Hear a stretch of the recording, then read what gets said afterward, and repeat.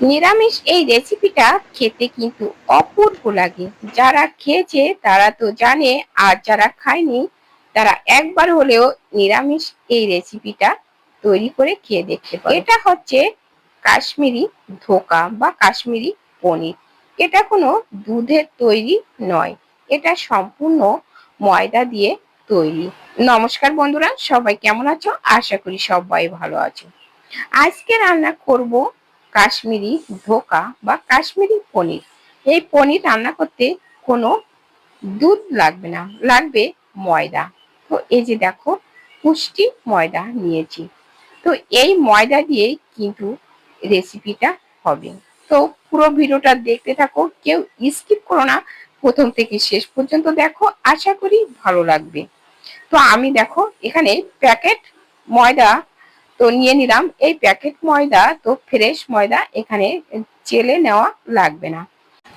তোমরা যদি বাজারে লুজ ময়দা কেনো তাহলে কিন্তু চেলে নেওয়া লাগবে, ময়দার ভিতরে কিন্তু অনেক সময় পোকা হয়। তো এই যে দেখো, আমি এখানে 1 কেজি ময়দা নিয়ে নিলাম। এবার আমি ময়দার ভিতরে লবণ দিয়ে দেবো। তো অল্প একটু লবণ দিয়ে দিলাম, দিয়ে এবার দেখো এই শুকনো ময়দার সাথে মিশিয়ে নেব। তারপরে আমি এর ভিতরে দিয়ে দেবো, এই যে দেখো, 1 চামচ মতো তেল। তেলটা দিয়েও ভালো করে ময়াম দিয়ে নিতে হবে। এবার কম কম করে জল দিয়ে আমি একটা ডো রেডি করে নেব। এভাবে চটকে চটকে মেখে নিতে হবে। এই যে দেখো, ভালো করে চটকে এটা মেখে নিতে হবে। এই ময়দাটা যত মাখা হবে ততই কিন্তু ভালো হবে। ভালো করে ঠেসে ঠেসে মেখে নিয়ে এটা জলের ভিতরে ভিজিয়ে রাখবো। তো এই যে দেখো, আমি এইভাবে রেখে এবার জল দিয়ে দিলাম। জল দিয়ে ভিজিয়ে রাখবো ভর্তি করে। তো এই যে দেখো, একটা বড় গামলার ভিতরে দিয়ে 1 গামলা জল দিয়ে ভিজিয়ে রেখে দেব। আমি এখানে 10 মিনিট আমি ভিজিয়ে রাখবো। 10 মিনিট পরে এই যে দেখো ফিরে আসলাম। এসে এই বাটি কেটে একটু জল আমি তুলে ফেলে দেব। অনেক জল আছে, এজন্য একটু জল আমি ঢেলে নিলাম। নিয়ে এবার এই যে ময়দার যে ডোটা দেখো, এইভাবে চটকে চটকে ভালো করে ধুয়ে নিতে হবে।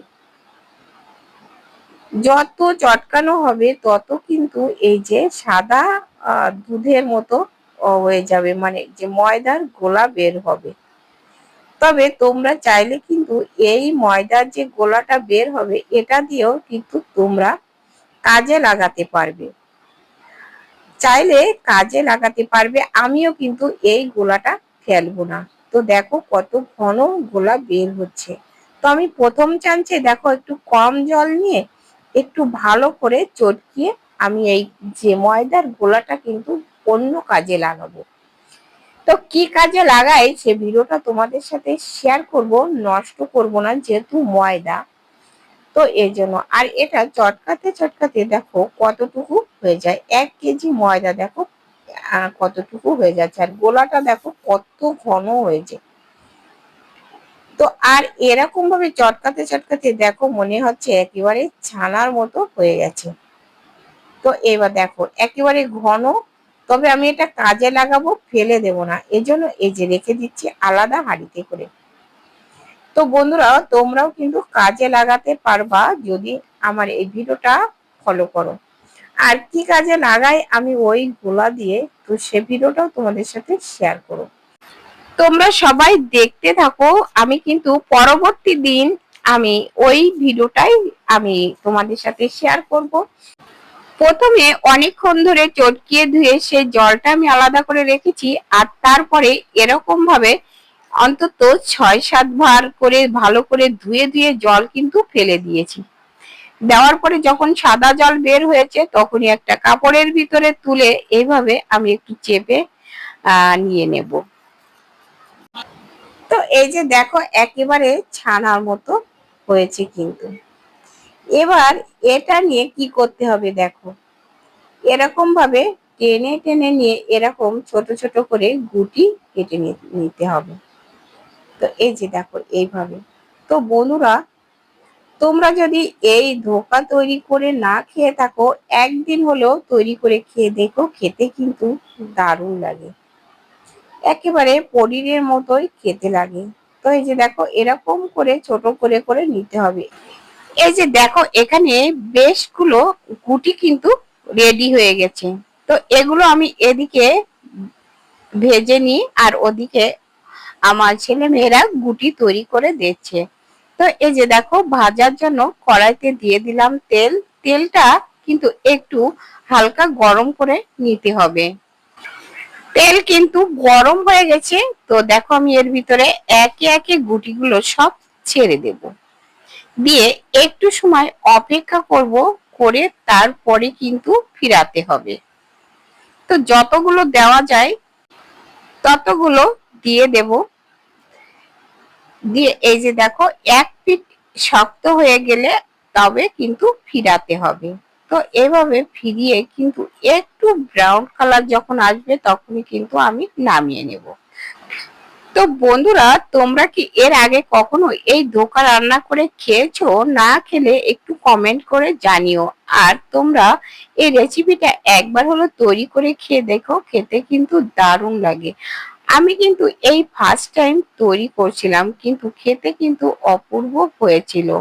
তো এই যে দেখো প্রথম যেগুলো দিয়েছি ওগুলো তো হয়ে গেল ভাজা, পরবর্তীগুলো ভাজার জন্য আবারও আমি দিয়ে দিচ্ছি। আর এগুলো খুন্তি দিয়ে একটু ঠ্যাস দিয়ে রেখেছি, কেন যে তেলটা ঝরে যাবে এজন্য। তো বন্ধুরা, এই যে দেখো তুলে নিলাম, বাকিগুলো একইভাবে কিন্তু আমি ভেজে নেব। আর এগুলো দেখো কত সুন্দর হয়েছে। তো একইভাবে দেখো বাকিগুলো আমি সব এইভাবে ভেজে নেব। আর দেখো এগুলো ভাজা হয়ে গেছে, আমি তুলে নিচ্ছি। তো সবগুলো দেখো আমি এক এক করে সবগুলো ভেজে নিয়েছি। তো এই যে দেখো এই বাটিতে রেখেছি, দেখো কত সুন্দর লাগছে। এবারে ধোকা রান্না করার জন্য দেখো আমি এখানে নিয়েছি একটা টমেটো কেটে নিয়েছি। এই যে টমেটো কেটে নিয়েছি, শুকনো লঙ্কা বাটা, আস্ত শুকনো লঙ্কা, তেজপাতা আছে, একটা আলু সেদ্ধ নিয়েছি, আর আদা বাটা। এবার আমি তেলের ভিতরে দেখো শুকনো লঙ্কা ফোড়নের জন্য দিয়ে দিলাম, আর দিলাম গোটা গরম মশলা, লবঙ্গ, দারুচিনি, এলাচ আর জিরে দিলাম। দিয়ে একটু নেড়ে চেড়ে ভেজে নিয়ে তার ভিতরে দিয়ে দিলাম দেখো তেজপাতা, একটা তেজপাতা ছিঁড়ে একটু দিয়ে একটু নেড়ে চেড়ে ভেজে নেব। বন্ধুরা, এবার আমি এর ভিতরে দিয়ে দেব কেটে রাখা টমেটো।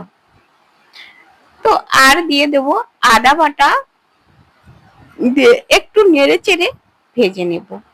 তারপরে দিয়ে দিলাম 1 চামচ জিরে গুঁড়ো। জিরে গুঁড়োটা দিয়েও কিন্তু নেড়ে চেড়ে নেব। এবার দিয়ে দিলাম হলুদের গুঁড়ো। হলুদের গুঁড়োটা দিয়েও কিন্তু নেড়ে চেড়ে ভেজে নেব। আর তারপরে দিয়ে দেব সেদ্ধ করা আলু। সেদ্ধ করা আলুগুলো দিয়ে একটু নেড়ে চেড়ে কষিয়ে নেব। সেদ্ধ করা আলুগুলো কিন্তু আমি একটু হাত দিয়ে দিয়ে ভেঙে দিয়েছি। তোমরা চাইলে কিন্তু গোটা গোটা করে কেটেও দিতে পারবে। আর এবার দিয়েছি দেখো শুকনো লঙ্কা বাটা, তবে হাত দিয়ে ভেঙে দিলে আমার মনে হয় ভালো হয়। তবে এর ভিতরে এবার দিয়ে দিলাম স্বাদ মতো লবণ। লবণ দিয়ে একটু বেশ সময় নেড়ে চেড়ে কষিয়ে নিয়ে আমি এর ভিতরে দিয়ে দেব পরিমাণ মতো জল। যেহেতু এখানে বেশি জল লাগবে না, এখানে এটা জাস্ট ফুটে উঠলে কিন্তু হয়ে যাবে। তো পরিমাণ মতো জল দিয়ে আমি এর ভিতরে দেখো ঝোলটা ফুটছে। তো এবার সেই ধোকাগুলো ছেড়ে দিলাম। তো এই যে দেখো ফোলা ফোলা ধোকাগুলো এবার এই ঝোলের ভিতরে দিয়ে দিলে কিন্তু একটু চুপসে যাবে। তো এই যে দেখো আমার ধোকাগুলো কিন্তু বেশি চুপসায়নি। এই যে দেখো মানে চুপসে যে ভিতরে ঝোলটা ঢুকে যাবে। তো এই যে এবার দিয়ে দিলাম গরম মশলা বাটা, লবঙ্গ, দারুচিনি, এলাচ দিয়ে বাটা আছে, সে বাটা মশলা দিয়ে দিলাম। দিয়ে এবার নেড়ে চেড়ে ভালো করে মিশিয়ে দেব। তো তোমরা চাইলে কিন্তু এর ভিতরে একটু ঘিও দিতে পারো। আমি কিন্তু এখানে দিয়ে দিলাম 1 চামচ চিনি। এখানে ঘিটা আমি বাদ রাখছি। তো দেখো এবার কিন্তু আমি গ্যাসটা বন্ধ করে নামিয়ে নেব। তো বন্ধুরা, তোমাদের কাছে কেমন লেগেছে কমেন্ট করে জানাতে কিন্তু ভুলো না। একটা লাইক দিতে ভুলে গেলে একটা লাইক করে দিও। আর নতুন বন্ধুরা চ্যানেলটা সাবস্ক্রাইব করে পাশে থাকা বেল আইকনটিতে ক্লিক করে রেখো। তাহলে পরবর্তী ভিডিও আপলোড হলে নোটিফিকেশন পেয়ে যাবে, আর পেয়ে যাবে সুন্দর সুন্দর ভিডিও, অজানা অনেক টিপস। তো এই রান্নাটাকে অনেকে কিন্তু বলে কাশ্মীরি পনির, আবার কাশ্মীরি ধোকা, মায়াপুরি ধোকা, যে যা বলে। তো বন্ধুরা, তোমরা যারা এখনো খাওনি একবার একটু রান্না করে খেয়ে দেখো। তো দেখো এবার কিন্তু আমি খেয়ে দেখছি কেমন হয়েছে। খেতে তো অপূর্ব হয়েছিল, যেহেতু এই ভিডিওটা পরে করা, তো এটা ভয়েস দিচ্ছি আমি পরে। তো খেতে তো অপূর্ব হয়েছিল। তো বন্ধুরা, তোমরাও খেয়ে দেখো। তো আজ এ পর্যন্ত, দেখা হবে পরবর্তী ভিডিওতে। ততক্ষণে তোমরা ভালো থেকো, সুস্থ থেকো। নমস্কার বন্ধুরা।